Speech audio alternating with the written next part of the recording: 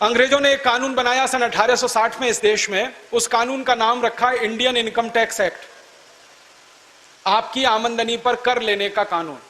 दुनिया के इतिहास में पहली बार भारत से यह शुरू हुआ, आमदनी पर कर लेने का कानून, इनकम पर टैक्स लेने का कानून। हिंदुस्तान के इतिहास में मैंने बहुत ढूंढा, कोई एक राजा ऐसा नहीं मिला जिसने कभी इनकम पर टैक्स लगाया। इस देश में तो ऐसे राजा हुए जो कहा करते थे कि इनकम को कभी भी टैक्स मत लगाओ, टैक्स लगाना है तो खर्चे पर लगाओ, एक्सपेंडिचर पे लगाओ। एक महान व्यक्ति हुए इस देश में जिनका नाम था आचार्य चाणक्य। संयोग से वो इस देश के प्रधानमंत्री बन गए और उन्होंने प्रधानमंत्री बनते ही एक व्यवस्था की कि किसी पर कोई कर नहीं होगा। ये उनकी फिलॉसफी थी। उनका कहना था कि जिस राज्य की प्रजा पर कर ज्यादा होता है वो राज्य भिखारी होता है। वो कहते थे कर लगा के राजा के हाथ में ज्यादा पैसा देना बहुत बड़े खतरे को निमंत्रण देना है। राजा का दिमाग कब खराब हो जाए और कब आपके दिए गए कर को वो बर्बाद करना शुरू कर दे, आप क्या करेंगे?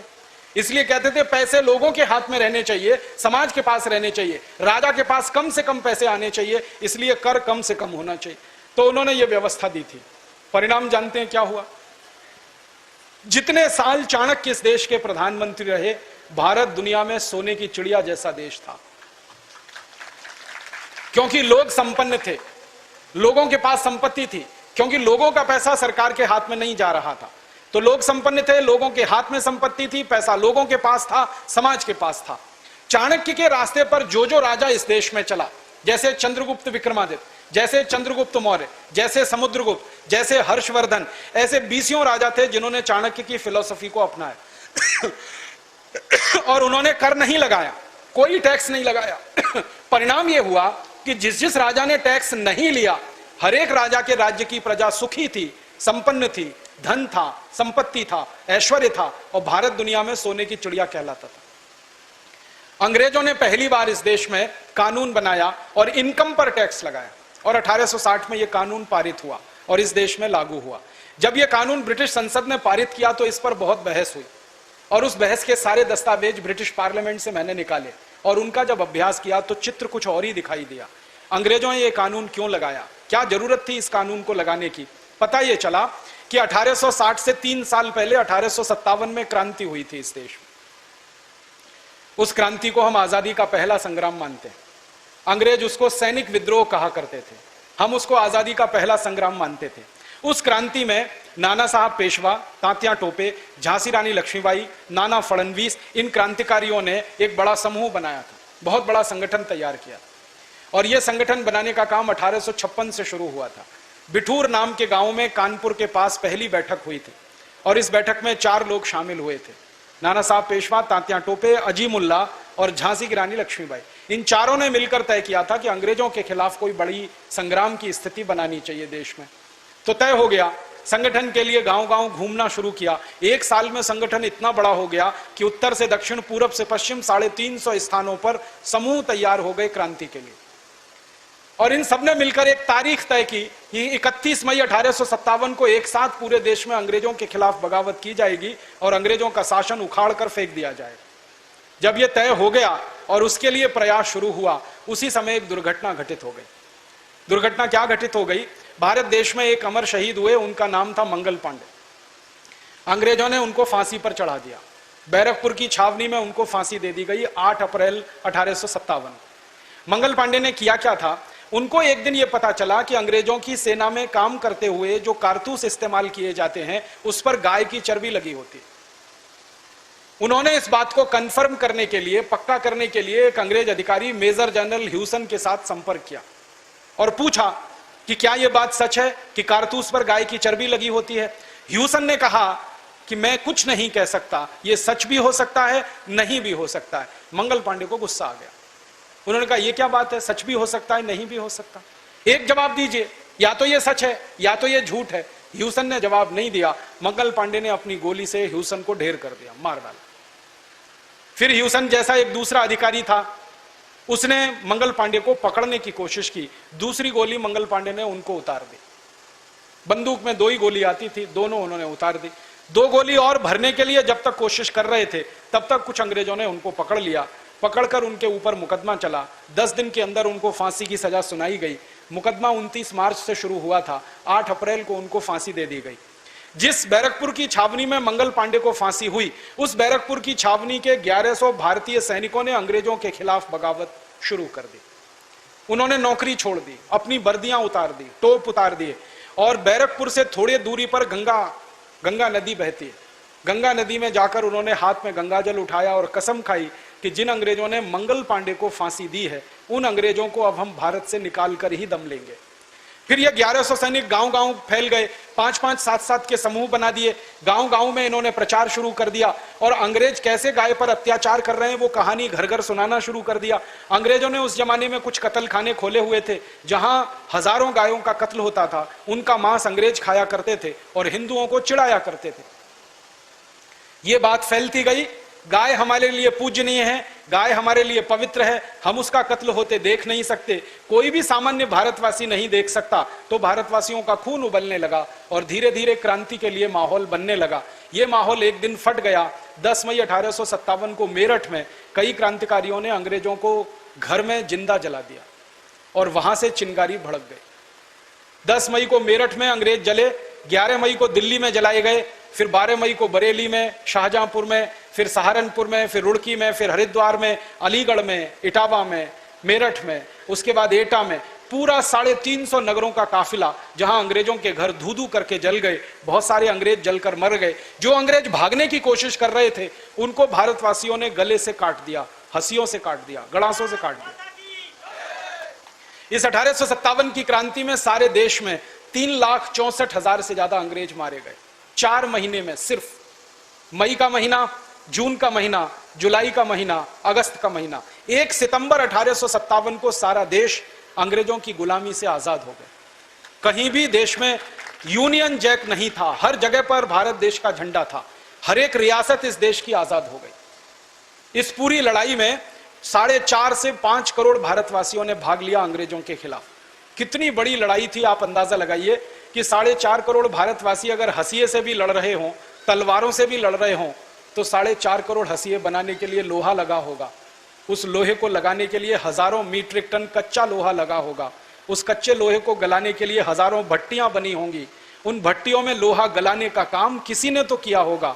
और मैंने जब इतिहास ढूंढा तो पता चला कि हजारों टन कच्चे लोहे से हंसिया बनाना, कच्चे लोहे से तलवार बनाना, बंदूकें बनाना, नाल बनाना, ये जिन लोगों ने किया उनको हम इस देश में बंजारा जाति के लोग कहते हैं, जो गांव-गांव, गली-गली अपना एक छोटा सा आशियाना बनाकर रहते हैं, जो अपना पक्का घर कभी नहीं बनाते, किसी भी शहर के गांव के बाहर बस जाते हैं, उनकी एक छोटी सी बैलगाड़ी होती है, उसी में उनकी पूरी जिंदगी ढोती है। वो कहीं भी बैलगाड़ी खड़ी होती है, वहीं गांव बस जाता है, थोड़े दिन वो रहते हैं, फिर दूसरे गांव में चले जाते हैं। एक बार ये बंजारा जाति के लोगों से मैंने पूछा, आप अपना घर बना के पक्का क्यों नहीं रहते?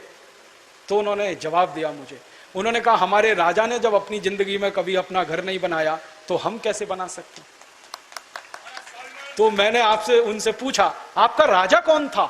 उन्होंने कहा, महाराजा राणा प्रताप हमारे राजा थे, जिन्होंने जिंदगी भर अपने लिए घर नहीं बनाया, हम कैसे बना सकते हैं? हम उन्हीं के वंशज हैं और हम तब तक अपनी जिंदगी ऐसे ही बिताएंगे जब तक हमारे राजा के प्राण वापस हम में किसी में नहीं आते, पुनर्जन्म नहीं होता। तो ऐसे बंजारा जाति के लोग करोड़ों टन उन्होंने लोहा गलाया, हंसिया बना के दिया, तलवार बना के दी, बंदूकें बना के दी।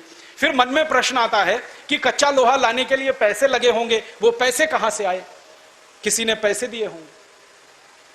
तो समाज के व्यापारियों ने, उद्योगपतियों ने पैसे दिए। अंग्रेजों के दस्तावेज बताते हैं कि 1857 की क्रांति में 480 करोड़ रुपए खर्च हुए थे। और उस जमाने के 480 करोड़ रुपए को आज अगर आप गिनना चाहें तो 300 से गुणा करना पड़ेगा। इतनी बड़ी रकम व्यापारी और उद्योगपतियों ने दान में दी। तो अंग्रेजों की संसद में बहस यह हुई कि आखिर इतना पैसा भारतवासियों के पास आया कहां से? तो भारतवासियों ने कहीं से यह कमाया, लूट के तो नहीं लाया। और वो कमाने का तरीका यह था कि 3000 साल से भारत के व्यापारी और उद्योगपति दूसरे देशों में अपना माल बेचने के लिए जाया करते थे और बदले में सोना और चांदी कमाकर लाया करते थे। भारत का कपड़ा बिकता था दूसरे देशों में। आपने कभी सुना होगा, ढाका की मलमल बनती थी, सूरत की मलमल बनती थी। मलमल का 15 मीटर का एक थान होता था, वो इतना नरम और मुलायम होता था कि तह बनाते बनाते आप एक माचिस की डिब्बी में उसको रख सकते थे। 15 मीटर का कपड़े का थान एक अंगूठी के छल्ले में से पूरा खींच कर निकाल सकते थे। इतनी बारीक बुनाई इस देश में हुआ करती थी। और वो कपड़ा बेचने जब भारत के लोग दुनिया भर में जाया करते थे तो आपको सुन के अच्छा लगेगा कि वो कपड़ा तराजू के एक पलड़े में रखा जाता था और उसके वजन के बराबर सोना दूसरे पलड़े में रखा जाता था। सोने के बदले में हम अपना कपड़ा बेचते थे। हमने कपड़ा बेचकर सोना कमाया इस देश में, हमने लोहा बेचकर सोना कमाया इस देश में। 36 तरह की वस्तुएं भारत की जाती थी बिकने के लिए, उसमें से सोना चांदी बह बहकर भारत में आता था। और 3000 साल भारत निर्यातक देश था दुनिया का। 33% से ज्यादा निर्यात भारत किया करता था दुनिया में। 27% से ज्यादा दुनिया की आमदनी थी इस देश की। उस कारण से देश सोने की चिड़िया हो गया था।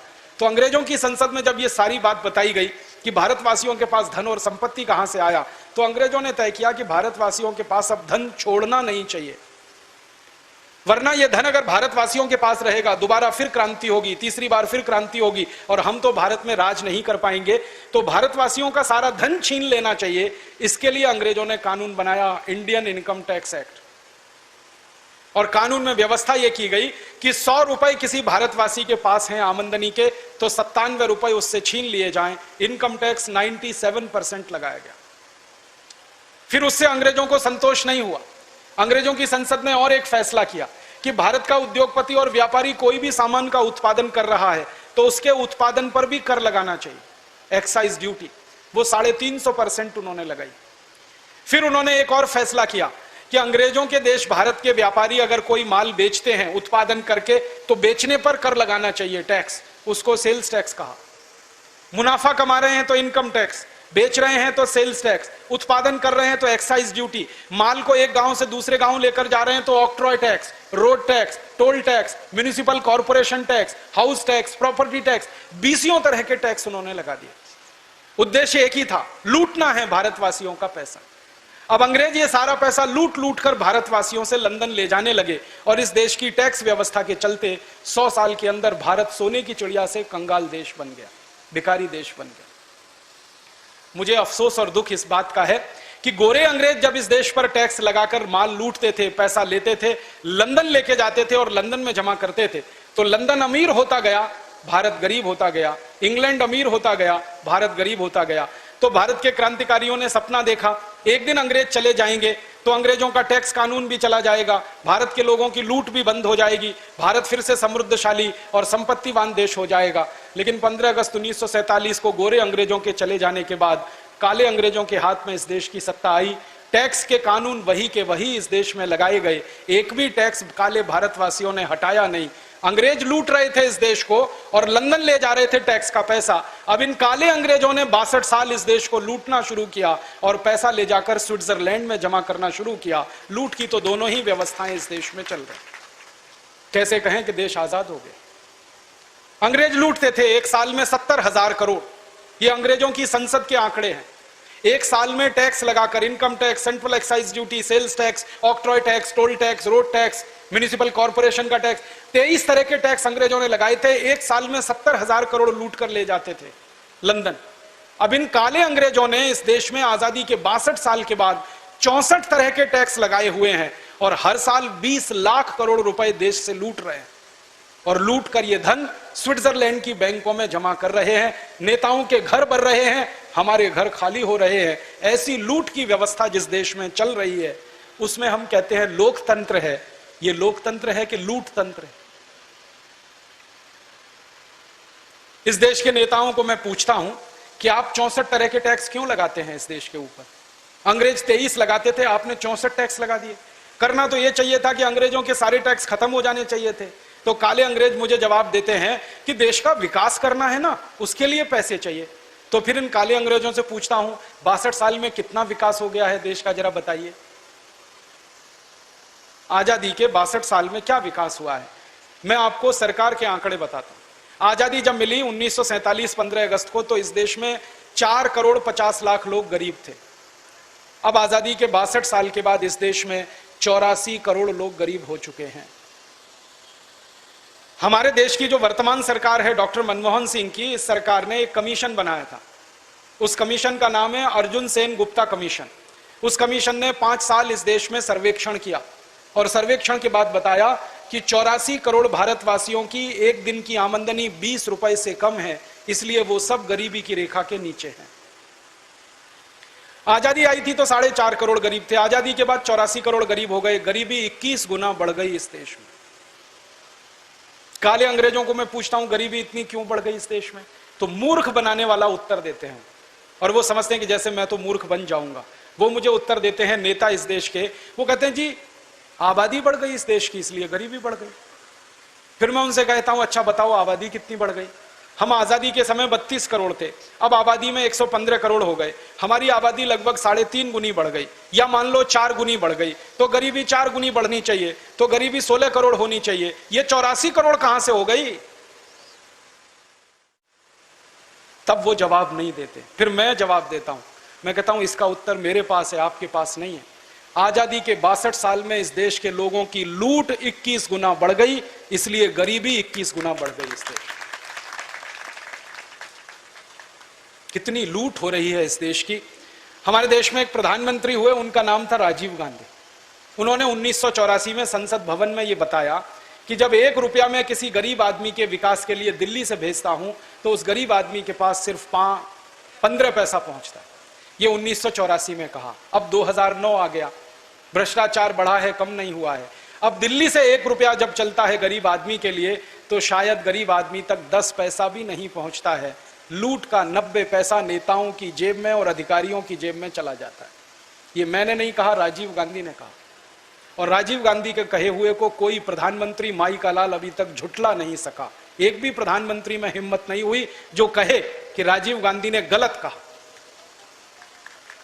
सब प्रधानमंत्री स्वीकार करते हैं लूट होती है। अब जरा अंदाजा लगाइए कि 1 रुपए में 90 पैसे की लूट अगर इस देश में हो रही है तो आपके दिए गए टैक्स के पैसे के 90% की लूट हो रही है। यह सीधा सा मतलब है। और हम टैक्स का कितना पैसा देते हैं? केंद्र सरकार को एक साल में 6.25 लाख करोड़ देते हैं, 31 राज्य सरकारों को कुल मिलाकर 12 लाख करोड़ देते हैं, म्युनिसिपल कॉरपोरेशन को मिलाकर, राज्य सरकार को मिलाकर, केंद्र सरकार को मिलाकर 20 लाख करोड़ का टैक्स देते हैं।